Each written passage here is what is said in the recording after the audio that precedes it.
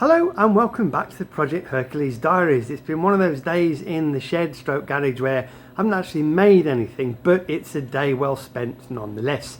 So all the surface water, all the rust has been cleaned off all of the parts, and it seems like it's a common problem because people have commented from around the world to say that they have a similar issue. So here's me thinking I wish we'd never come back from Australia, when actually that may still have been an issue. So what have we done? Well, I've managed to clean up and oil all of the machines. So that's the drill press. That wasn't too hard to do. It was pretty much just that table. The rest of the machine was well oiled anyway, a little bit like me on some evenings. Also the Myford, so there was a little bit around the chuck. That's all now got the sexy oil on, and some of the handlers as well. But underneath the Myford, all of these parts came out. So the cross slide and the milling attachment and the catch plate and the collet chuck and the forejaw and the faceplate, all of those came out for a good oil and a clean. And it's a good thing to do now and then, because when things lurk in the back of a cupboard like this, they can deteriorate without you realizing it.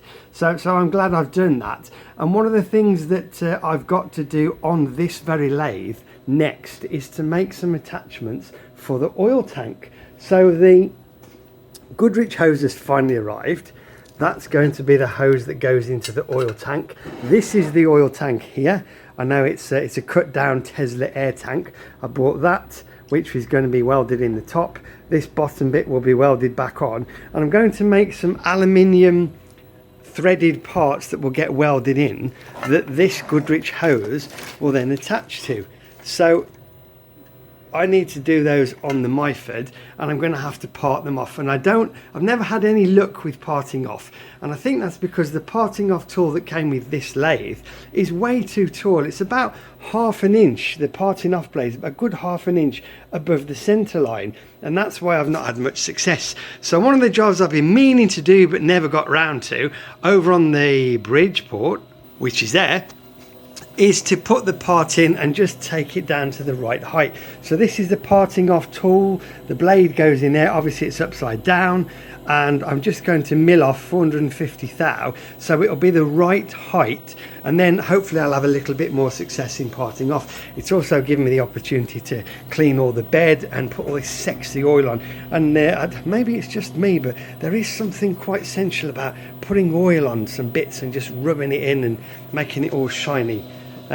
Maybe I shouldn't have admitted that on the internet. Hey ho, there we go. So that's the next job. I shall machine this down and then fit it on the Myford and see how we go with parting off, and then I can get back to making some bits for the actual bike project. But I know that next door Bob's been busy, so I'll do a little video of the things that Bob's been working on. And the last little bit of news on the bike itself is a seat. A seat has arrived. It's a sprung saddle. I'm not quite sure whether it's going to be exactly right, but I was going to make a seat that came down there and up the mudguard. I think that looks uber cool, but it's just too far to get to the front. And if my arse is right down here, it's going to, my legs aren't quite long enough, and I don't want the foot pegs there. The foot pegs I want, at the front, and it'll be more in proportion if it has a sprung seat. So I'll have a mess with that in a bit. That's my reward. That's my treat for doing all of the boring jobs and all the cleaning of the other bits and bats. I'm going to teleport over to Bob's shed a little bit later, and I'll do a video on that. But so far, so good. Thanks for watching as always. More updates will follow.